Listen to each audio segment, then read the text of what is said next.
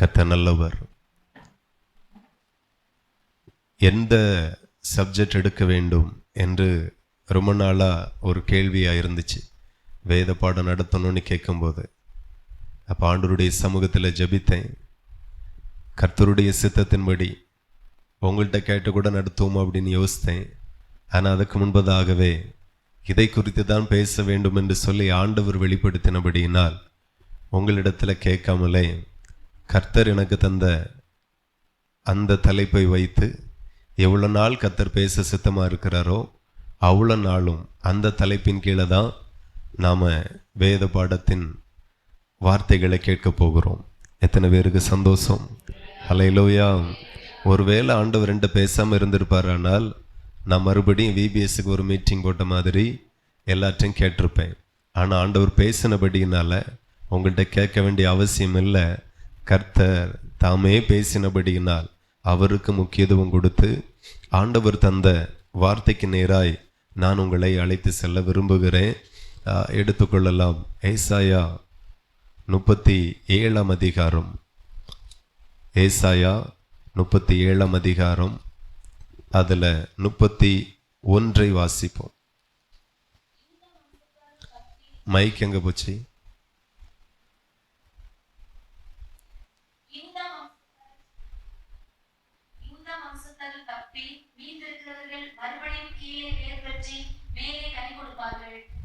ஹல்லேலூயா. கர்த்தருடைய நாமத்திற்கு மகிமை உண்டாகட்டும். இந்த இடத்துல ஆண்டவருடைய வார்த்தையை நாம் கவனிக்கிறோம். கர்த்தருடைய வார்த்தை சொல்லுகிறது, கீழே வேர் பற்றி மேலே கனி கொடுப்பார்கள். ஹல்லேலூயா. ஒன்றை நல்லா கவனிக்கணும். இயேசு கிறிஸ்து இந்த பூமியில் இருக்கும்போது அநேகருக்கு அநேக அற்புதங்களை செய்தார். கிறிஸ்தவர்களுக்கு தான் செய்தார் அப்படியெல்லாம் சொல்ல முடியாது. யூதர்களுக்கு தான் செய்தார் அப்படி சொல்ல முடியாது. அவரிடத்தில் வந்த அத்தனை பேருக்கும் பெரிய பெரிய அற்புதங்களை செய்தார். மரித்தவர்கள் கூட உயிர் தெழுந்தார்கள். இப்படி நிறைய அற்புதங்கள் நடந்துச்சு. நிறைய பேருக்கு ஒரே சந்தோஷம், இயேசு எனக்கு அற்புதம் செஞ்சிட்டார். இவ்வளோ நாள் நான் குருடனாக இருந்தேன், இப்போ பார்வை அடைந்து விட்டேன். இவ்வளோ நாள் செவிடனாக இருந்தேன், இப்போ எனக்கு நல்லா கேட்குது. இவ்வளோ நாள் நடக்க முடியாத முடவனாக இருந்தேன், இப்போ நான் நல்லா நடக்கிறேன். எவ்வளோ தூரம் வேணாலும் நடக்கலாம், யாரோடையும் நான் போட்டி போடலாம், அவ்வளோ வேகமாக ஓடலாம். ரொம்ப சந்தோஷம். நான் சொல்லுகிறேன், இவ்வளோ அற்புதங்களை இயேசு கிறிஸ்து செய்தார். இவ்வளோ அற்புதங்களை ஜனங்கள் பெற்றார்கள். அற்புதத்தை பெற்ற அத்தனை பேரும் பரலோகத்துக்கு போயிருப்பாங்க அப்படின்னு ஏதாவது கேரண்டி உண்டா என்ன? யாராகிலும் சொல்ல முடியுமா? அற்புதம் பெற்ற அத்தனை பேரும் பரலோகத்துக்கு போயிட்டாங்கடா அப்படின்னு பார்த்தாக்கி நிச்சயமாக சொல்லுகிறேன், வாய்ப்பே இல்லை. ஹல்லேலூயா. அற்புதத்தை விட, ஆசீர்வாதத்தை விட, விடுதலையை விட, மேன்மையை விட, உயர்வை விட, அரசனாய் மாற்றப்படுகிறதை விட, சிங்காசனத்தில் அமருகிறதை விட, ராஜாவாய் அபிஷேகம் பண்ணப்படுகிறதை விட ஒன்று மேலானதை கர்த்தர் நம்மோடு கூட பேசுவாராக. அதை தான் கர்த்தர் பேசுகிறார். கீழே வேர் பற்றி மேலே கனி கொடுப்பார்கள். இதுதான் தேவனுடைய மேலான விருப்பம். என் ஜனங்கள் கீழே வேர் பற்றணும், மேலே கனி கொடுக்கணும். நான் சொல்லுகிறேன், அற்புதத்தை பெற்றவர்கள் பரலோகத்துக்கு போவார்களோ இல்லையோ, கனி கொடுக்கிறவர்கள் பரலோகத்தில் இருப்பார்கள், நித்திய காலமாக இருப்பார்கள். ஹல்லேலூயா. ஆகவே நிச்சயமாய் உங்களுக்கு அற்புதமும் நடக்கும், கனிகளையும் கொடுக்கத்தக்கதாய் கர்த்தர் உங்களை உருவாக்குவார். தேவனுக்கு மகிமை உண்டாகட்டும். பரலோகத்துக்கு போகணுன்னா என்ன தேவை அப்படின்னா கனிகள் தேவை. கனி தான் ரொம்ப முக்கியம். கனி இல்லாத யாரும் பரலோகத்துக்கு போக முடியாது. ஆண்டவருடைய எதிர்பார்ப்பு என்னன்னா, அவர்கள் கீழே வேர் பற்றணும், மேலே கனி கொடுக்கணும். இயேசு கிறிஸ்து வரும்போது வழி அருகே ஒரு அத்திமரம் இருந்தது. ஆசையாய் ஓடோடி எதாகிலும் கிடைக்குமா அப்படின்னு பார்த்தா அங்கே பூவும் இல்லை, பிஞ்சியும் இல்லை, கனிகளும் இல்லை. அப்படியே சபித்தார். பெரிய அத்திமரம் தான், ஆனால் ஒரு நாள் கூட தாங்கலை. கனி இல்லைன்னா நம்மளால் தாக்கு பிடிக்கவே முடியாது. ஹல்லேலூயா. ஸோ கனி ரொம்ப முக்கியம். ஆகவே கனியை குறித்து ஆண்டவர் ரொம்ப நாள் பேச போகிறார். ஹல்லேலூயா. இந்த வேத பாடம் இந்த தலைப்பில் முடியும் போது நான் விசுவாசிக்கிறேன், நாம் அவருக்கென்று மிகுதியான கனிகளை கொடுக்கிறவர்களாய் பரலோகத்தின் ஆண்டவர் நம்மை உருவாக்கி இருப்பார். நான் விசுவாசிக்கிற இந்த வார்த்தை வெறுமையாய் திரும்பாது. தேவனுக்கு மகிமை உண்டாகட்டும். இது தேவனுடைய எதிர்பார்ப்பு. கீழே வேறுபற்றணும், மேலே கனி கொடுக்கணும் என்று சொல்லி. இப்போ வேரை குறித்து நாம் ரெண்டாவது பார்ப்போம். முதல்ல கனி என்கிற தலைப்பில் நம்ம நிறைய காரியங்களை பார்க்க போகிறோம். எரேமியா 2:21. எரேமியா 2ஆம் அதிகாரம். எரேமியா 2ஆம் அதிகாரம்.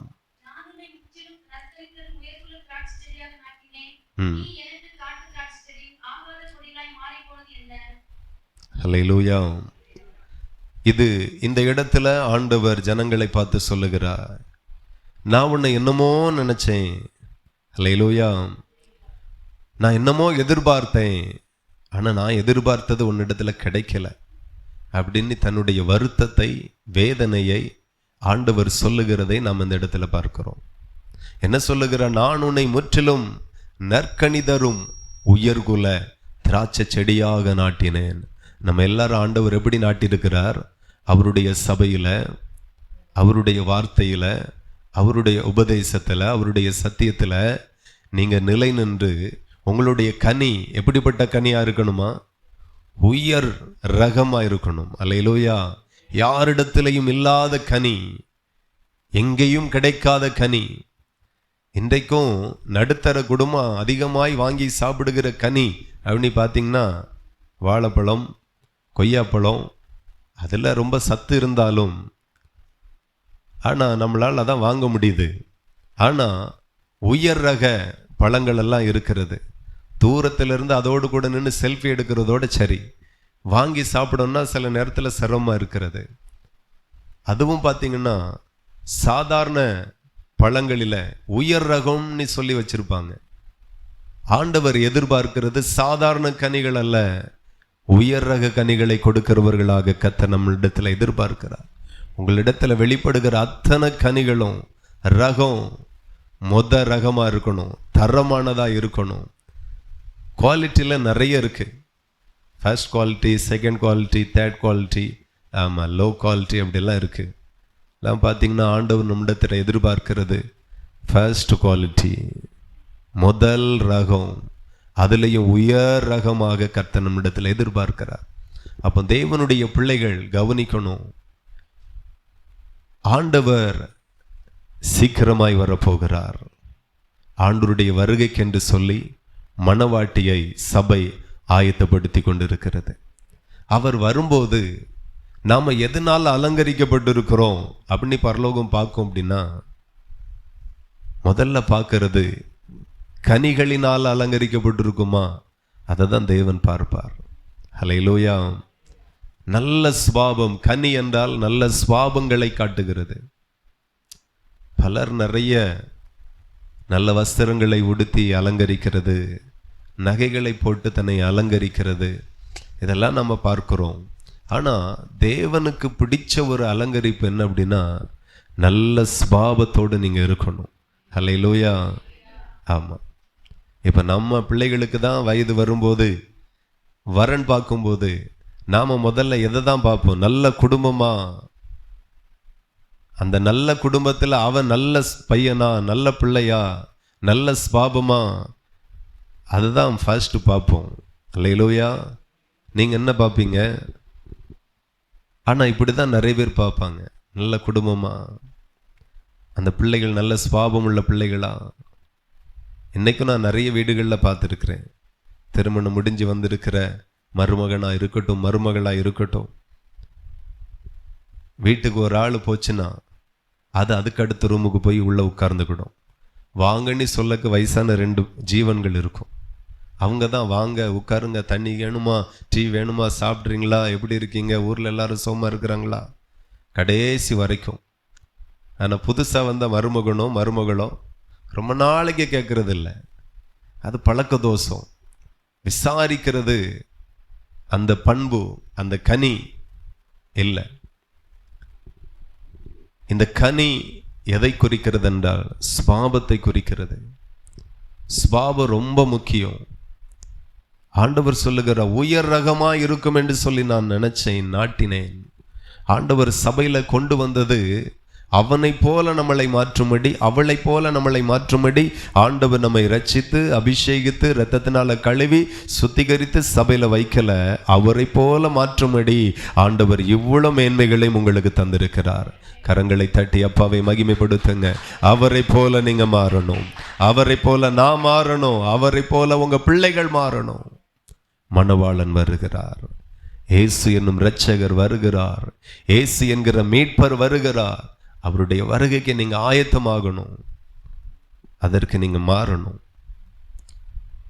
ஆண்டவர் சொல்லுகிறார், உயர்குல திராட்சை செடியாக நான் நாட்டினேன், நீ எனக்கு காட்டு திராட்சை செடியின் ஆகாத கொடிகளாக மாறி போனது என்ன என்று ஆண்டவர் கேட்கிறார்.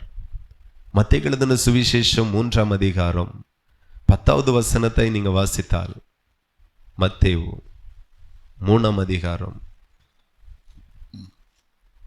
10, இப்பொழுதோ கோடாரியானது மரங்களின் வேர் அருகே வைத்திருக்கிறது, ஆகையால் நல்ல கனி கொடாத மரங்கள் எல்லாம் வெட்டுண்டு அக்கினியிலே போடப்படும். அல்லேலூயா. அப்போ ஆண்டவர் எச்சரிக்கிறார், நல்ல கனி கொடாத மரங்கள் எல்லாம் வெட்டுண்டு அக்கினியிலே போடப்படும். கனிகளை குறித்து எடுக்க வேண்டாம், எல்லாருக்கும் தெரியும், கலாத்தியர்ல சொல்லப்பட்டு இருக்கிறது.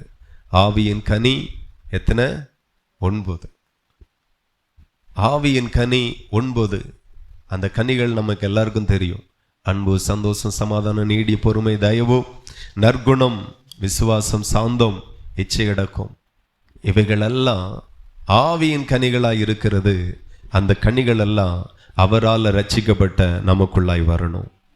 ஆண்டவர் இந்த சபையில நம்மளை நாட்டினது, நிலை நிறுத்தினதே உயர் ரக கனிகளை கொடுக்கிறவர்களாகவே கர்த்தர் இந்த சபையில கர்த்தர் நம்மை கொண்டு வந்திருக்கிறார்.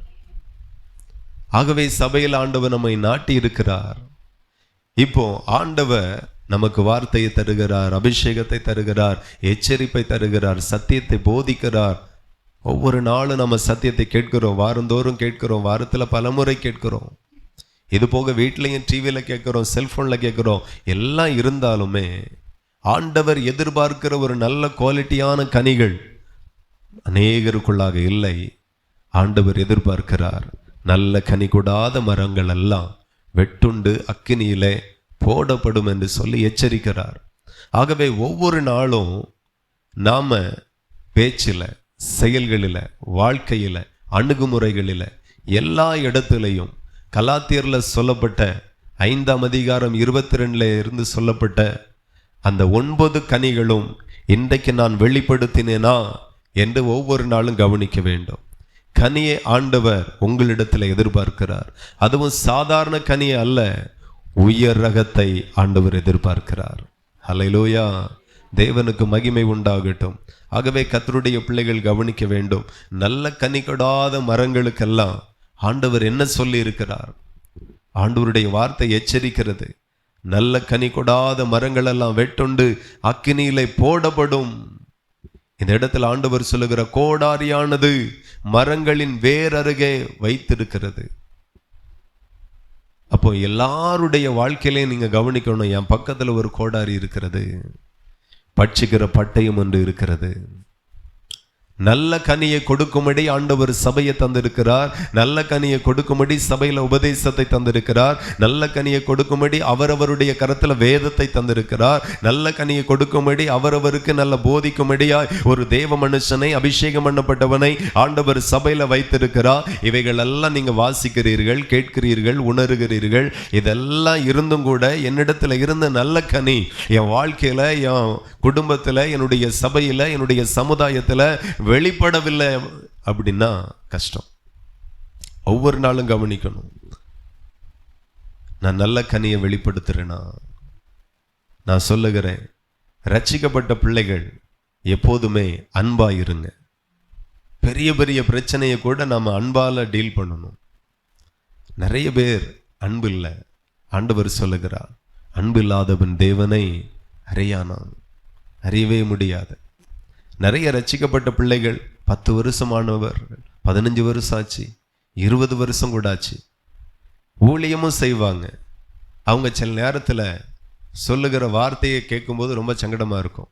நான் பழைய ஆளா இருந்தா இன்னைக்கு அவன் செத்தான் அப்படிம்பாங்க. நம்ம பழைய ஆளுங்கிறதே மறந்துடணும். அல்லேலூயா. அவ்வப்போது கோபத்தில் இந்த டைலாக் சொல்றது அப்படி வரவே கூடாது. நமக்குள்ள கலப்பில் கை வச்ச பிறகு பின்னிட்டு பார்க்கவே கூடாது. பழைய வாழ்க்கையை ஞாபகத்தில் கூட கொண்டு வரக்கூடாது. பழைய ஆளு நான் யார் அப்படிங்கிறது மறந்துடணும். பழைய மனுஷன் கர்த்தருக்குள் அடக்கம் பண்ணப்பட்டாச்சு. இப்போ புதிய மனுஷனாக, புதிய மனுஷியாக பரலோகம் உங்களை மாற்றி இருக்கிறது. அதை புரிஞ்சுக்கணும். எந்த விதத்திலையும் பழைய மனுஷன் உங்களுக்குள்ளாக இருந்து வெளிப்படாமல் இருப்பானாக. வெளிப்படவே கூடாது. எவ்வளோக்கு எவ்வளோ ஆண்டவரை வெளிப்படுத்த முடியுமோ அவரை வெளிப்படுத்துங்க. அதை நான் சொல்லுவேன் அடிக்கடி. நீங்க தனியா இருந்தா கர்த்தரோடு பேசுங்க. 4 பேரோட இருந்தா கர்த்தரை குறித்து பேசுங்க. கரெக்டா புரிஞ்சுதா? ஹல்லேலூயா. நம்ம ஆட்கள் அதை தலைகீழ செய்வாங்க. தனியா இருந்தா செல்போன் பார்ப்பேன், டிவி பார்ப்பேன், இல்லைன்னா தூங்குவேன். 4 பேரோட இருந்தா அடுத்த 4 பேருடைய கதையை இங்கே விடுவேன். அடுத்த 4 நாளைக்கு ஓடும் அது. இது ரட்சிக்கப்பட்டவர்களுக்கு அழகல்ல. எப்போதுமே அவரை குறித்து பேசணுங்கிற ஒரு தாகம் இருக்கணும். ஒரு சகோதரி தினந்தோறும் வேலைக்கு 40 நிமிஷம் பஸ் பிரயாணம் போனாதான் வேலை செய்கிற இடத்துக்கு போய் சேர முடியும். அப்போ காலையிலே எழும்பி ஜெபம் பண்ணுவாங்களாம். ஆண்டவரே, இன்னைக்கு என் சீட்டில் இருக்கிற ஆளுக்கு உங்களை குறித்து சொல்லணும். அல்லேலூயா. ஆமாம், உங்களை குறித்து பேசணும். அதுக்கு எனக்கு ஒரு வாய்ப்பு, ஒரு சூழ்நிலையை நீங்கள் தான் ஏற்படுத்தணும். அந்த ஒரு தாகம். நாம் பஸ்ஸுக்கு போச்சில் ஜெபம் பண்ணிட்டு போவோம். ஆண்டவரே, சீக்கிரம் பஸ்ஸு கிடைக்கணும், சுகமாக போயிட்டு சுகமாக திரும்பி வரணும். அதுதான் நம்மளுடைய ஜெபமாக இருக்கும். ஆனால் அவங்க சொல்லுவாங்களா, ஆண்டவரே, நான் எந்த சீட்டில் இருக்கிறேனோ பக்கத்தில் நல்ல ஆளை கொண்டு வாங்க, அவங்களுக்கு சுவிசேஷம் சொல்லணும்.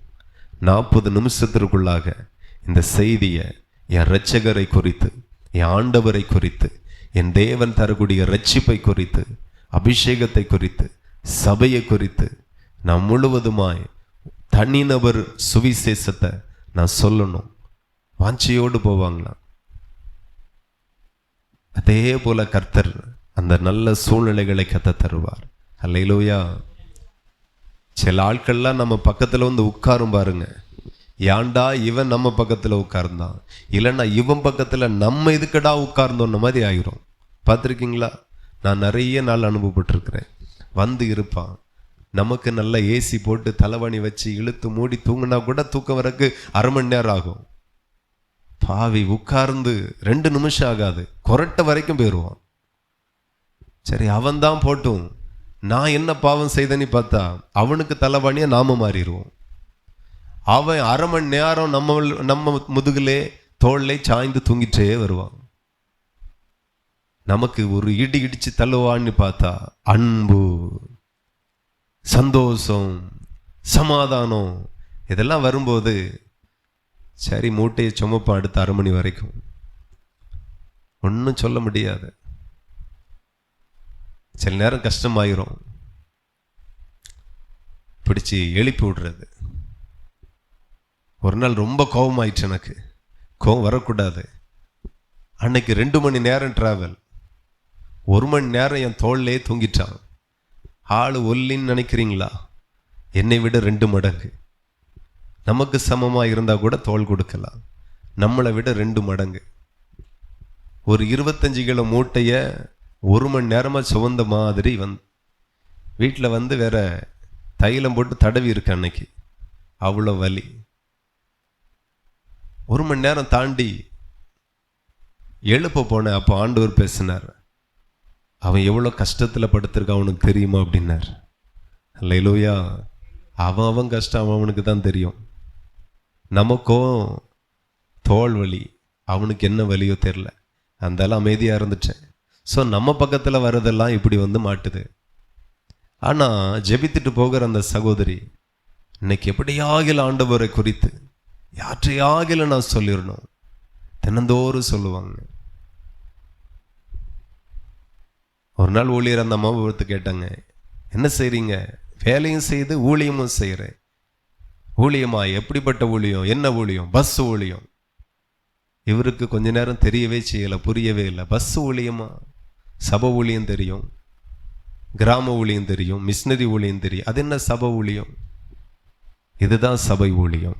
அல்லேலூயா, தேவனுக்கு மகிமை உண்டாகட்டும். கர்த்தரோடு பேசுங்க. 4 பேரோடு இருந்தா கர்த்தரை குறித்து பேசுங்க. அப்படி ஒரு தாகமாகவே நமக்கு நாம மாறிடணும். ஆண்டவரை குறித்து பேசணும், ஏதாகிலும் பேசணும். யாரை குறித்தும் குறை சொல்லி பேசாதுங்க. இப்போ உள்ள ட்ரெண்டே பார்த்தீங்கன்னா, அடுத்த ஊழியக்காரங்களை குறை சொல்லி பேசுறது பிரசங்கத்தில். ஒரு நாளும் இந்த அழகான மேடையை அடுத்தவர்களை குறை சொல்லும்படி பயன்படுத்த வேண்டாம். ஒவ்வொரு நொடியும் முடிந்த அளவுக்கு எவ்வளவு முடியுமோ ஆண்டவருடைய மகிமையை குறித்து பேசுவோம், அவருடைய வல்லமை குறித்து பேசுவோம். அடுத்தவர்களை குறித்து பேசக்கு 5 பாயிண்ட் இல்லை, ஆனால் தேவனை குறித்து பேசக்கு 5 கோடி பாயிண்ட்கள் இருக்கிறது. அவ்வளோ மகிமைக்குரியவர். கரங்களை தட்டி ஆண்டவரை மகிமைப்படுத்துங்க. ஹல்லேலூயா. ஆகவே அடிக்கடி விரும்புங்க, நான் ஆண்டவரை குறித்து பேசணும், தேவனை குறித்து பேசணும். யாரை குறித்தும் குறைத்து பேச வேண்டாம், குறை சொல்லி பேச வேண்டாம். குறைகள் இருக்கிறதா நமக்குள்ளே வச்சுக்குவோம், எவ்வளோ தாங்க முடியுமோ. ஆண்டவர் ஒவ்வொரு சூழ்நிலைகளிலும் நம்மை பார்க்கிறார். என்ன செய்கிறான்? நம்ம பார்வைகளை அவர் பார்க்கிறார்.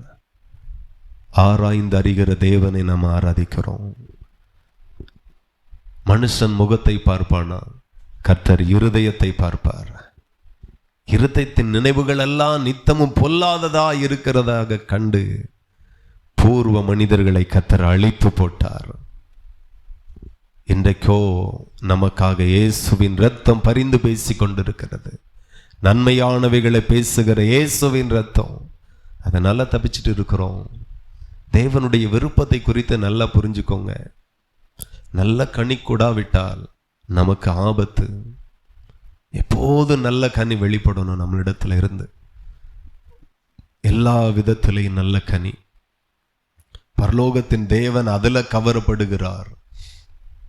நல்ல கனி வெளிப்படணும்.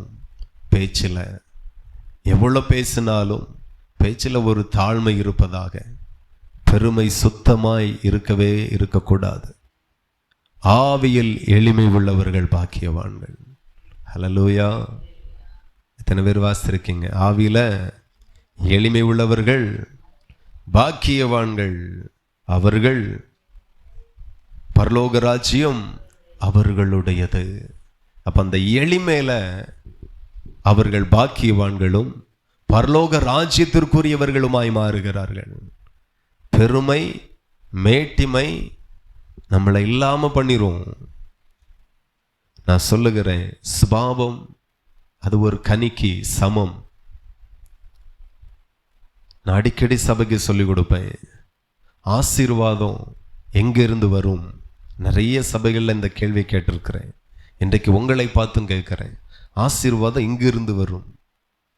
சிலருக்கு பைபிளில் தலைக்கு மாட்டில் வச்சுட்டு படுத்தா வரும்னு நினப்பு. கேட்கிறேன், ஆசீர்வாதம் எங்கிருந்து வரும்? எப்படி வரும்? ஹல்லேலூயா. நான் சொல்லுகிறேன், ஆசீர்வாதம் அவரவருடைய சுபாவத்தில் இருந்து வரும். ஆமாம், நிறைய நாள் நாம் அடுத்தவங்களை பார்த்து சொல்லுவோம். இப்போ உங்களை பார்த்து நான் கேள்வி கேட்டால் எல்லாம் மேலே மேலே முழிக்கிய.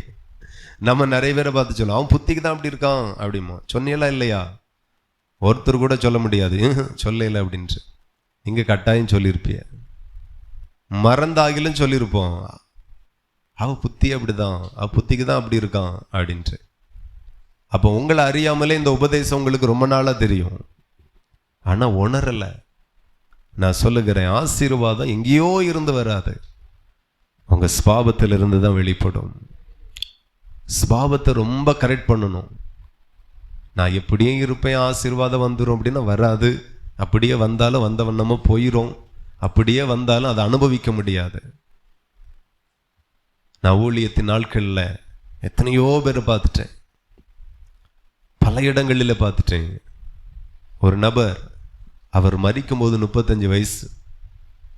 35 வயசுக்குள்ளாக அவர் சம்பாத்தியம் பண்ண சம்பாத்தியம் ஒரு 18 வருஷத்துக்கு முன்னாடி கிட்டத்தட்ட 10 கோடி ரூபாய்க்கு மேலே, 10 கோடி ரூபாய்க்கு மேலே அவ்வளோ சம்பாத்தியம் பண்ணினார். ஆனால் 35 வயசை தாண்ட முடியலை. அவர் எப்படி இறந்தார், அடித்து கொண்டாங்களா, விஷம் வச்சு கொண்டாங்களான்னு கூட தெரியாது. 2 நாளாக தேடுறாங்க. அதுக்கு பிறகு தேடி தேடி தோட்டத்தில் ஒரு பகுதியில் மரித்து போய் கிடந்தார். ரொம்ப கஷ்டம். ஆனால் கர்த்தர் நம்மை இந்த பூமியினுடைய நன்மைகளை அனுபவிக்கும்படி செய்திருக்கிறார். ஹல்லேலூயா. உழைக்கிறது ரொம்ப முக்கியம். அந்த உழைப்பில் நாம் வாழணும், உழைப்பை நம்ம சாப்பிடணும். பரலோகமும் அதை தான் விரும்புகிறது. உன் கைகளின் பிரயாசத்தை அடுத்தவனோ எவனோ ஒருவனோ சாப்பிடுவான் இல்லை, அல்ல, உன் கைகளின் பிரயாசத்தை நீ சாப்பிடுவாய். எத்தனை பேருக்கு அந்த ஆசை இருக்கு? என் கைகளின் பிரயாசத்தை நான் சாப்பிடணும். எனக்கெல்லாம் ரொம்ப பிடிக்கும். சாயங்காலம் மனைவி பிள்ளைகளோடு ஒரு 5 மணி வாக்கில் இருந்து ஒரு டீயை குடிக்கிறது ரொம்ப சந்தோஷமாக இருக்கும். ஆமென். அதுக்குன்னே வெயிட் பண்ணுவேன், பிள்ளைகள் வரட்டும் அப்படின்ட்டு. அந்த ஒரு சுகம், சமாதானம், சந்தோஷத்தோடு கைகளின் பிரயாசத்தை நாம் சாப்பிடணும். எவனோ ஒருத்தன் சாப்பிடக்கூடாது. நிறைய பேருடைய வாழ்க்கையை பார்த்தீங்கன்னா யாரும் சாப்பிட மாட்டாங்க, அடுத்தவங்களும் சாப்பிட மாட்டாங்க, இவரும் சாப்பிட மாட்டார். சாப்பிடக்கான நேரமும் இருக்காது. கடைசியில் பார்த்தா குறுகிய வயசில் மரிச்சிருவார். ஆசீர்வாதம் எங்கேருந்து வரும் அப்படின்னா ஒவ்வொரு கிரியைகள் சுபாவங்களில் இருந்து தான் அவரவர் ஆசீர்வதிக்கப்படுகிறார். அதை நல்லா புரிஞ்சுக்கணும். இந்த இடத்துல நாம் வாசிக்கிறோம், மத்தேயு எழுதின சுவிசேஷம் அந்த 5ஆம் அதிகாரத்தில் வசனம் சொல்லுகிறது. அந்த மல்ல பிரசங்கத்தில் ஆண்டவர் சொல்லி கொடுக்கிறார். நல்ல ஒரு பிரசங்கி நம்முடைய இரட்சகர் இயேசு கிறிஸ்து. வார்த்தை எல்லாம் நமக்கு ஜீவாப்போம். யாருடைய வார்த்தைக்கு நீங்கள் செவி கொடுக்குறீங்களோ இல்லையோ, ஏசப்பாவினுடைய வார்த்தைக்கு நீங்கள் செவி கொடுத்து பாருங்க, நீங்கள் ஆசீர்வாதமாக இருப்பீங்க. அப்போ ஆண்டவர் சொல்லுகிறார், ஆவியில் எளிமை உள்ளவர்கள் பாக்கியவான்கள், பரலோக ராஜ்யம் அவர்களுடையது. எவ்வளோ எவ்வளோ எளிமையாக இருக்க முடியுமோ ஆவியில் எளிமையாக இருங்க. ஹல்லேலூயா. எளிமையை நிறைய பேர் தப்பாக புரிஞ்சுக்குவாங்க. எளிமையான நினைவுகள். கர்த்தர் நல்லவர். அப்படிப்பட்டவர்கள் பரலோக ராஜ்யம் அவர்களுடையது என்று ஆண்டவர் சொல்லுகிறார். அவர்கள் பாக்கியவானும், பரலோக ராஜ்யம் அவர்களுடையது. ஒரு மனுஷன் ஆவியில எளிமை உள்ளவனாயிருந்தார். சில மனுஷனுடைய ஆவியில வைராக்கியம் இருக்கும், எரிச்சல் இருக்கும், பழி வாங்குகிற குணம் இருக்கும், வஞ்சிக்கிற குணம், இதெல்லாம் அவரவருடைய ஆவிக்குள்ள இருக்கும். எவ்வளவுதான் தாவீதால யுத்தம் ஜெயமாய் மாறினாலும் தாவீதை பார்க்கும்போது சிலெல்லாம் சவுலுக்கு ஒரு எரிச்சல், ஆவியில ஒரு கொலவெறி எப்பவுமே இருக்கும். நம்ம ஆவியில எப்போதும் எளிமை இருப்பதாக. நாம் பெரியவன், நீ பெரியவன் அப்படியே இருக்கக்கூடாது. ஹல்லேலூயா. ஆமா, சில ஆட்களுக்குள்ளாக சபையில் அப்படி இருக்கும், பாஸ்டருக்குள்ள அப்படி இருக்கும். நான் தான் இந்த சபையில் பாஸ்டர். அது கர்த்தர் வைக்கிறது வரையிலும் தான். எத்தனையோ பாஸ்டர் எல்லாம் பார்த்தாச்சு, 40 வயசை தாண்ட முடியல.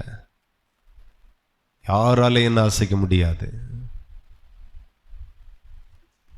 யாருக்கு தெரியும் எத்தனை வயசு வரைக்கும் ஆண்டவர் இந்த ஊழியத்தை செய்யக்கூடிய கிருபையை தருவார் என்று யாருக்கு தெரியும்? கொரியாவில், சவுத் கொரியாவா நினைக்கிறேன், டிபி ஜோசுவா அவர்கள் நெட்டில் அடித்து பார்த்தீங்கன்னா தெரியும். பெரிய ஊழியக்காரர், பயங்கரமான அற்புதங்கள் நடக்கும். எல்லாம் ஹீலிங் சர்வீஸ் எல்லாம் முடிச்சுட்டு ஜபாரைக்குள்ளே போனார். ரொம்ப நேரம் ஆச்சு, வெளியே வரல. பொறுமையை இழந்தவர்கள் போய் கதவை உடைச்சு பார்த்தா உள்ள இறந்து கிடந்தார். 50 வயசு தான் ஆச்சு. வல்லமையான ஊழியர். நான் பெரியவன், நீ பெரியவன் ஆவியிலே இருக்கிறது. இந்த சபையில் நான் தான் மூப்பர். சில சபையில் சொல்லுவாங்க எல்லாம் என்கிட்ட கேட்டுட்டு தான் செய்யணும். சபை பாஸ்டருக்கும் விசுவாசிக்கும் ஒரே போராட்டம். தேவ சித்தத்திற்கு அங்கே இடம் இருக்காது. இப்படியெல்லாம் மாறுவாங்க. வீட்டிலையும் பார்த்தீங்கன்னா சில ஆட்கள் கணவனாவே இருக்க மாட்டார், வாத்தியாராக தான் இருப்பார், ஜெயிலராக இருப்பார் சில வீட்டில் கணவன். ஹல்லேலூயா. ஆண்டவர் உங்களுக்கு தந்த கணவர்கள் அப்படி இல்லை, அதற்காக கர்த்தரை ஸ்தோத்திரம் பண்ணுங்க. ஹல்லேலூயா. ஆமாம், கர்த்தர் நல்லவர். இல்லை நான் தான் என்கிட்ட கேட்டுட்டு தான் எதையும் செய்யணும், ரொம்ப கஷ்டம். ஆவியில் ஒரு எளிமை இருக்குமே ஆனால் ஆண்டவர் சொல்லுகிறார் அவர்கள் பாக்கியவான்கள். வேலை செய்கிற இடத்துலையும் நான் தான் பெரியவன். கர்த்தர் உங்களை உயர்த்தி வைத்ததற்காக கர்த்தருக்கு மகிமை செலுத்துங்க, அவ்வளவுதான். நான் தான் எல்லாம். இங்க தனக்கு கீழே வேலை செய்கிறவர்களை பாடாப்படுத்துறது. எஜமானாய் ஆண்டவர் வைத்திருக்கலாம், வேலை செய்கிற இடத்துல கொஞ்சம் உயர்த்தி வைத்திருக்கலாம். எந்த இடத்துல இருந்தாலும் ஆவியில எளிமையா இருங்க. நிறைய பேருக்கு அது வர்றதே இல்லை.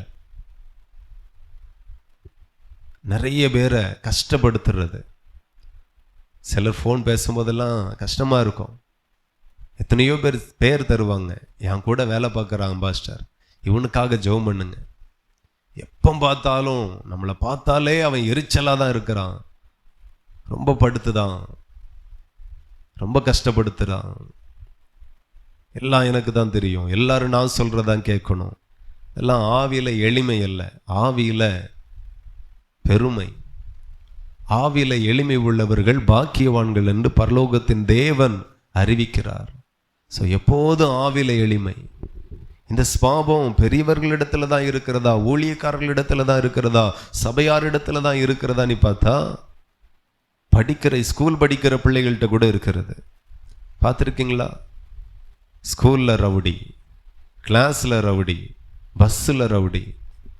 இன்னைக்கு ஒரு சம்பவம் தமிழ்நாட்டுக்குள்ள எங்கேயும் நடந்தது.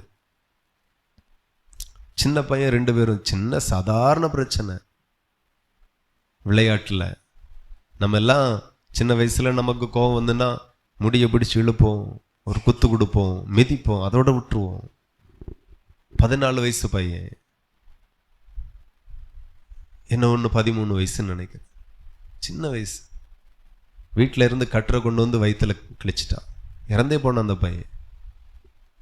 ஸ்கூல்ல ரவுடி, தெருவில் ரவுடி. ஆமாம், ஒரு பிள்ளை ஸ்கூல் படிக்குது. எத்தனாம் கிளாஸ் அப்படின்னா 6ஆம் கிளாஸ் படிக்குது. 6ஆம் கிளாஸ் படிக்கிற பிள்ளை 4ஆம் கிளாஸ் பிள்ளை படிக்கிற 4ஆம் கிளாஸ் படிக்கிற சின்ன பிள்ளைகிட்ட நீங்க தான் இருக்கணும், நான் சொல்றபடி தான் கேட்கணும் அப்படின்ட்டு. பஸ்ஸில் ரவுடிஷன். என்ன ஸ்கூலில் அந்த அத்தாரிட்டியை கொடுக்குது உங்களுக்கு? யார் தந்த அந்த அதிகாரத்தை? ஒருத்தரும் இல்லை. ரொம்ப கஷ்டம். எப்போதும் ஆவியில எளிமையா இருங்க. எளிமை உள்ளவர்களை குறித்து ஆண்டவர் சொல்லுகிறான் பாக்கியவான். நமக்கெல்லாம் ஆவில கத்த தந்திருக்கிற எளிமைக்காக தேவனை துதியுங்கள். கத்த நல்லவர். ஆசீர்வாதம், நான் சொல்லுகிற எல்லா ஆசீர்வாதத்தையும் முழங்கால் படிக்கிட்டு வாங்கிக்க முடியாது நினைக்கிறீங்களா? முழங்கால் போட்டு வாங்கிக்கிடுவேன், எல்லா ஆசீர்வாதமும் ஆராதனை பண்ணியே வாங்கிடலான்னு நினைக்கிறீங்களா? பாட்டு பாடியே வாங்கிடுவேன், ஊழியம் செஞ்சே வாங்கிடுவேன். வாங்கவே முடியாது. எத்தனையோ ஊழியக்காரர்கள் தள்ளப்பட்டு கிடக்கிறார்கள், தள்ளப்பட்டு போனார்கள், இன்னைக்கு ஊழியத்தில் இல்லாமல் போயிட்டார்கள். சுபாவம் எல்லா இடத்திற்கும் ரொம்ப அத்தியாவசியமானது, ரொம்ப முக்கியமானது. அது எல்லாருக்குள்ளாம் வரணும். இயேசு யாரை தன்னுடைய மனவாட்டியை ஏற்றுக்கொள்ளுவார்? நல்லா படிச்சு டாக்டர் ஆகணவா, நல்லா படிச்சு சாதிச்சு கலெக்டர் ஆகியாச்சு, அப்படியா? யாருக்குள்ளாக நல்ல கனி இருக்கிறது, நல்ல சுபாவம் இருக்கிறது, அவர்களே அந்த மணவாளனுடைய மணவாட்டி. அவர்களுக்கு தான் பரலோகம், அவர்களுக்கு தான் நித்திய வாழ்வு, நித்திய ஜீவன், நித்திய வீடு. மற்றவர்களுக்கு இல்லை. எப்போதும் அவரவருடைய சுபாவத்தில் ரொம்ப ரொம்ப ரொம்ப கவனமாக இருக்கணும். ஏதோ வந்தோம் ஏதோ போனோம் அப்படிலாம் இருக்கக்கூடாது. அவர்களுக்கு தான் பரலோகத்தையே கொடுக்க தேவன் விரும்புகிறார் என ஒரு வசனத்தை வாசித்தால் 5வது வசனம், சாந்த குணம் உள்ளவர்கள் பாக்கியவான்கள். அல்லேலூயா. சாந்த குணம்தான். குணம் அவ்வளோ முக்கியம். சில இடத்துல ஆண்டவர் நம்மளை சோதிச்சு பார்ப்பார். சும்மா யாரையும் நம்பிட மாட்டார். ஆபிரகாமே நம்பல, உங்களை என்னை நம்புவார் நினைக்கிறிய? எத்தனை பேர் நினைக்கிறிய ஆண்டவர் என்னை நம்பிட்டாரு? அல்லேலூயா. அவ்வளோ லேசில், அவ்வளோ ஈஸியாலாம் ஆண்டவர் உங்களை நம்ப மாட்டார், என்னையும் நம்ப மாட்டார். ஆபிரகாமையே நம்பல. 75 வயசுல ரட்சிக்கப்படுறார். 100 வயசாயாச்சு, அப்பவும் நம்பல. கீழ்ப்படிதலோடு தான் இருக்கிறார். ஆனா எப்போ நம்பினார் தெரியுமா? ஈசாக்கை பலி கொடுக்கும்போது நம்பினார். தன்னுடைய ஒரே பேரான தன்னுடைய குமாரனை அவருக்கு என்று பலி கொடுக்கும்போது முழு இருதயத்தோடு நம்பினார். ஹல்லேலூயா. கர்த்தர் நல்லவர். நீங்க எல்லாம் ரட்சிக்கப்பட்டு எவ்வளவு நாள் ஆச்சு? சபைக்கு வந்து எவ்வளவு நாள் ஆச்சு? அவ்வளோ ஈஸியா நம்பிடுவாரா? கிடையாது. எத்தனை இடத்துல ஆண்டவர் நம்மளை நிறுத்தி சோதிச்சு பார்ப்பார். மோசையை ரொம்ப நாள் நம்பல. அவருக்காக வைராக்கியமா இருந்த ஆட்கள் இவர்கள் எல்லாம். சின்ன வயசுல இருந்தே மோசே நான் உண்டு என் வேலை உண்டுனே இருந்திருக்கலாம். அப்படித்தானே? பார்த்தீங்களா?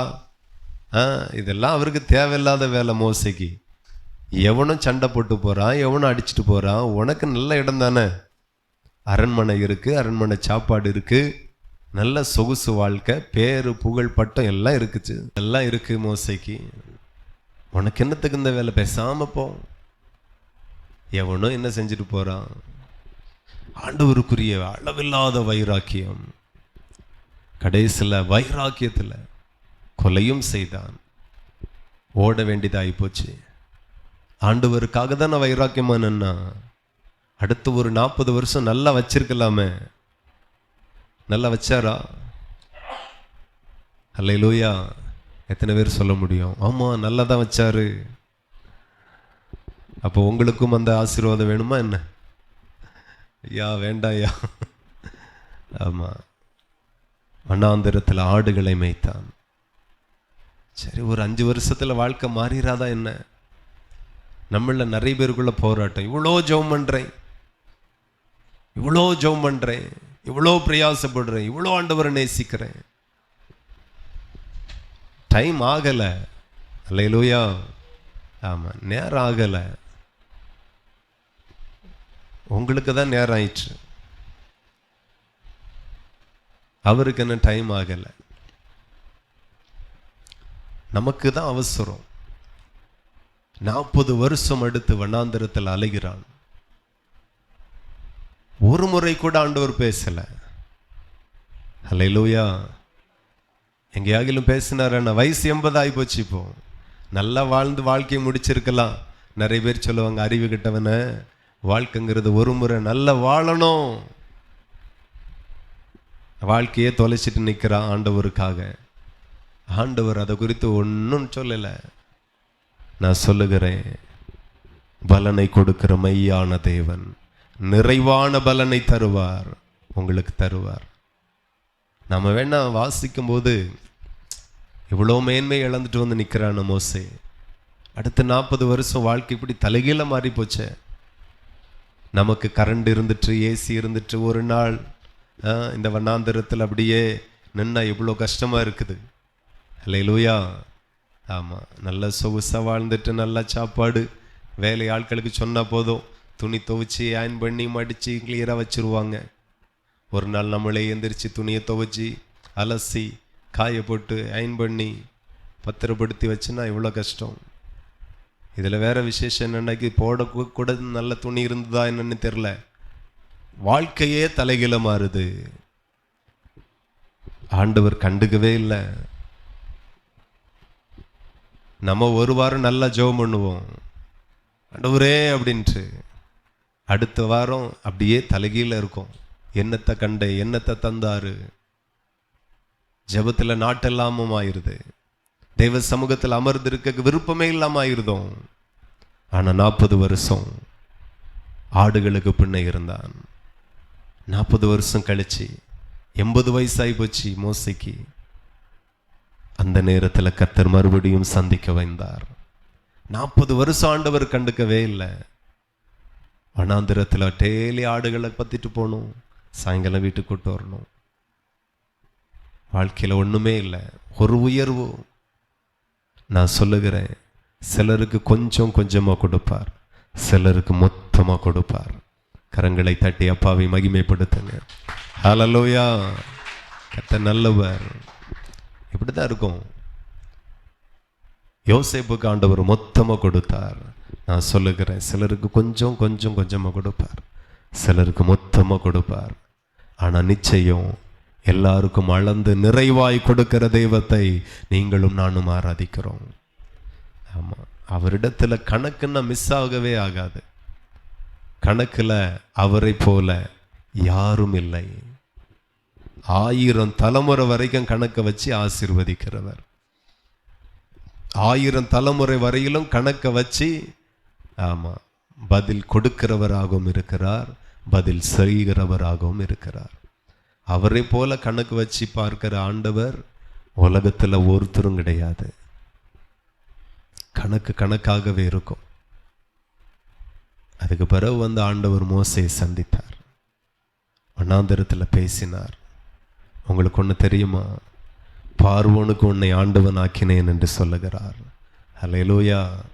ஆமாம், பார்வோனுக்கு உன்னை ஓனராக்குறேன், ராஜாவாக்குறேன்னா கூட எனக்கு கொஞ்சம் மனசாரி இருக்கும். அவருடைய இடத்தை எவனுக்கும் கொடுத்ததில்ல, மோசைக்கு கொடுத்தார். பார், உன்னை பார்வோனுக்கு ஆண்டவன் ஆக்கினேன், தைரியமா போ. நீ பார்வோனுக்கு சேவகன் அல்ல, ராஜாவும் அல்ல, அதுக்கு மேல நீ பார்வோனுக்கு ஆண்டவன். அதிகாரப்படுத்தினார், அபிஷேகித்தார். லட்சக்கணக்கான ஜனங்களை நடத்துகிற தலைவனாக மறுபடியும் உயர்த்தப்பட்டான்.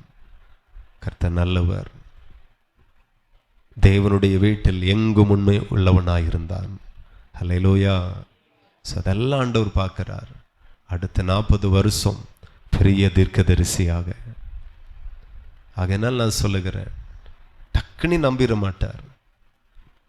நீங்க ஊழியத்துக்கு வந்த உடனே, அர்ப்பணிச்ச உடனே ரொம்ப நாள் ஆகும்.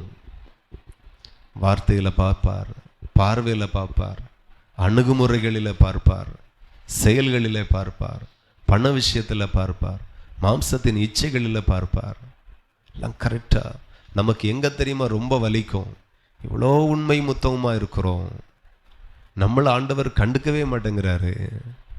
ஆனால் ஆனா போனவை வீணா போனவெல்லாம் ஆசீர்வதிக்கப்படுகிறான். வேணுனையே ஆண்டவர் ஆசீர்வதிப்பார். ஹல்லேலூயா. பார்த்துருக்கீங்களா? ஆமாம், அதுதான் ரொம்ப கஷ்டமாக இருக்கும். நமக்கு பின்னாடி வந்திருப்பாங்க, ஊழியத்தில் எங்கேயோ போயிடுவாங்க. அப்படியே ரோட்டு ஓரத்தில் நம்மளை பார்க்கும்போது ஒரு கேவலமாக ஒரு பார்வை பார்த்துட்டு போவாங்க. ஹல்லேலூயா. அவன் வாழ்க்கையும் உத்தமத்தையும் நானும் அறிவேன், என் தேவனும் அறிவார். என்னையும் நானும் அறிவேன், என் தேவனும் என்னை அறிவார். தோ நாம பெரிய பாவி மாதிரி, அவர் பெரிய பரிசுத்தவான் மாதிரி. நான் சொல்லுகிறேன், சின்ன சபையில் இருக்கிறவன் பாவி கிடையாது, பெரிய சபையில் இருக்கிற ஆள் பரிசுத்தவான்களும் கிடையாது. ஹல்லேலூயா. ஒரு நாள் வரும், அன்றைக்கு அவரவருடைய கிரியைகளுக்கு தக்க பலனை அவர் நிச்சயம் கொடுப்பார். அந்த நாள் சீக்கிரம் வரும், சீக்கிரம் வரும். நமக்கெல்லாம் ரொம்ப கஷ்டமா இருக்கும். சில இடங்களில், சில சூழ்நிலைகளில் நம்ம ரொம்ப வருத்தப்படுவோம். ஏன் இப்படி இருக்கிறது? நான் சொல்லுகிறேன், ஒரு நாள் மோசேயை உயர்த்தின ஆண்டவர் உங்களை சீக்கிரமாய் உயர்த்துவார். இயற்கைக்கு அப்பால்பட்ட காரியத்தெல்லாம் உங்க வாழ்க்கையில் அவர் செய்து முடிப்பார். உங்க இருதயம் மகிழும். எதெல்லாம் ஆண்டவருக்காக நீங்க இழந்தீர்களோ, எதெல்லாம் ஆண்டவருக்காக கொடுத்தீங்களோ, அதான் ஒரு பிரசங்கியார் சொல்லுவார், ஆண்டவருக்காக நீங்க ஒரு குண்டூசி கொடுத்திருக்கலாம், கொடுத்ததையே மறந்திருக்கலாம். நம்மெல்லாம் பெருசா ஏதாவது கொடுத்தாதான் ஞாபகத்தில் வச்சிருப்போம். சின்னதாக கொடுக்குற விஷயம் எதுவுமே மைண்டில் இருக்காது. ஆனால் சின்னதாக கொடுத்ததை கூட அவர் டைரி போட்டு அக்கௌண்ட் ஓப்பன் பண்ணி அதுக்கு ஒரு தனி தேவதூதனை வச்சு கணக்கில் வச்சிருப்பார். எத்தனை பேர் விசுவாசிக்கிறீர்கள்? ஹல்லேலூயா. இன்றைக்கும் உங்களுக்காகவும் எனக்காகவும் தேவனுக்கு முன்பதாக ஒரு ஞாபக புஸ்தகம் எழுதப்பட்டு கொண்டே இருக்கிறது. அதில் நான் செய்கிற நீதி, நான் செய்த நீதி, நான் செய்த எல்லா நன்மைகள் எல்லாமே எழுதப்பட்டு இருக்கிறது. இன்றைக்கு நான் ஒரு குண்டூசியை கொடுத்துருக்கலாம், ஆனால் அதற்குரிய பலன் சில வருஷங்கள் தாண்டி வரும் பாருங்க. ஒரு ட்ரக்கில் வந்து இறங்கும். ஆமேன். பெரிய வண்டியில் வந்து இறங்கும். என்னன்னு விசாரிச்சா தேவதூதன் சொல்கிறான், அன்னைக்கு ஒரு 30 வருஷத்துக்கு முன்னாடி நீ ஒரு ஊழியத்துக்கு குண்டூசி கொடுத்த, அதனுடைய பலன் வந்து இறங்குது. ஹல்லேலூயா. ஆமாம், 1000 மடங்கு ஆசீர்வதிக்கிற தேவன், நட்சத்திரங்களைப் போல பெருக பண்ணுகிற தேவன். அவருடைய அளவின் அளவுகோலே வேற லெவல். புரிந்து கொள்ளுங்கள், கர்த்தர் உங்களை அளவில்லாமல் ஆசீர்வதிப்பார். நம்முடைய தேவன் அளவில்லாமல் ஆசீர்வதிப்பார். கர்த்தருடைய நாமத்திற்கு மகிமை உண்டாகட்டும். ஆசீர்வாதம் எல்லாம் எங்கேயோ இருந்து வராது. நிறைய பேர் இப்படிதான் நினைக்கிறது. சரி இல்லை அப்படின்னா வேற ஒரு சபைக்கு போய் பார்ப்போம். நான் சொல்லுகிறேன், வேதத்தில் அற்புதம் பெற்றவர்கள் எல்லாரும் பரலோகத்துக்கு போகல, ஆசீர்வதிக்கப்பட்ட எல்லாரும் பரலோகத்துக்கு போகல. ஆனா நல்ல சுபாவமும் நல்ல கனியும் கொடுக்கிற அத்தனை பேரும் பிதாவோடு இருக்கிறார்கள், தேவகுமாரனோடு இருக்கிறார்கள். அத்தனை பேர் விசுவாசிக்கிறீர்கள். அவர்களுக்கு அந்த பாக்கியம் இருக்கிறது. இந்த சபைக்கு வந்த ஒன்றும் நடக்கல, இந்த சபைக்கு போவோம். ஆசீர்வாதத்தை எங்கேயோ போய் தேடலான்னு நினைக்கிறீங்க. 4 மாவடியில் கிடைக்குமா? போகிறது தப்பு இல்லை. நான் யாரும் எங்கேயும் போகிறத தடை பண்ணுறதே கிடையாது. ஹல்லேலூயா. எங்கே இயேசு இருக்கிறாரோ அங்கே திரளான கூட்டம் இருக்கும். எங்கே இயேசு இருக்கிறாரோ அங்கே திரளான அற்புத அடையாளங்கள் நடக்கும். நம்மோடும் இயேசு இருப்பார், இருக்கிறார். நிச்சயம் அவர் செயல்படுவார். ஆண்டவருக்கு மகிமை உண்டாகட்டும். ஆசீர்வாதத்தை எல்லாம் தேடுறோம். நான் சொல்லுகிறேன், தேட வேண்டியதே கனிகள் தான். கனிகளை தேடுங்க. முதலாவது தேவனுடைய ராஜ்யத்தையும் அவருடைய நீதியும் தேடுங்கள், அப்பொழுது இவைகளெல்லாம் உங்களுக்கு கொஞ்சமாக கொடுக்கப்படும். அப்படியே கிடையாது, கூட கொடுக்கப்படும். அப்படிதான் சொல்லப்பட்டிருக்கிறது. நிறைய கொடுப்பார். ஆசீர்வாதத்தை குறுக்கு வழியில போய் வாங்கணுங்கிறது மாத்திரம் ஒரு காலமும் நினைக்காதுங்க. அற்புதத்தை ஒரு வல்லமையான ஊழியரிடத்துல போய் வாங்கிட்டு வந்துடலாம், நல்லது. பரலோகத்தை யாரிடத்துல போய் வாங்குவீங்க? நித்திய ஜீவனை யாரிடத்துல போய் வாங்குவீங்க? பரலோகத்துக்கு போகணும், அந்த தகுதி எங்க இருந்து வரும்? அதை எந்த ஊழியக்காரலாலையும் உங்களுக்கு கொடுக்கவே முடியாது. எத்தனை பேருக்கு புரியுது? ஆமா, அப்படி ஒரு ஊழியக்காரலும் இங்க இல்லை.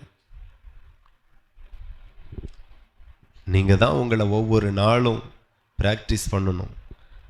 நான் அவனை மாதிரி பேச மாட்டேன், இவளை மாதிரி பேச மாட்டேன், என் தேவன் விரும்புகிறதை நான் பேசுவேன். ஸோ நீங்கள் தான் மெயின்டைன் பண்ணணும், உங்களை நீங்கள் தான் ப்ராக்டிஸ் பண்ணணும். நான் தப்பாக பேசிடக்கூடாது, தாக்கி பேசிடக்கூடாது. நிறைய பேருக்கு கத்தியில் சண்டை போட தெரியாது, வார்த்தையில் சண்டை போட தெரியும். ஒவ்வொரு வார்த்தையும் அப்படியே பட்டை குத்து போல இருக்கும். அப்படி எத்தனை பேர் இந்த சபையில் இருக்கீங்களோ எனக்கு தெரியலை. இன்னும் கொஞ்ச நாள் போச்செல்லாம் கண்டுபிடிச்சிருவேன். அல்லேலூயா. இவங்கள்ட்ட பார்த்து தான் பேசணும், இவங்க இப்படி தான் பேசுவாவ, நம்ம தான் கொஞ்சம் வாங்கிட்டு போகணும். டெய்லி 2 குத்து குத்துவாவ, வாங்கிட்டு தான் போகணும், வேற வழி இல்லை. சில ஆட்கள் அப்படி இருக்காங்க. வார்த்தையெல்லாம் பட்டை குத்து போல இருக்கும். வார்த்தையிலேயே தெளிவில்லைன்னா எப்படி எப்படி? அல்லேலூயா. எத்தனை பேர் ஒப்பு கொடுப்பீங்க? கர்த்தர் நல்லவர்.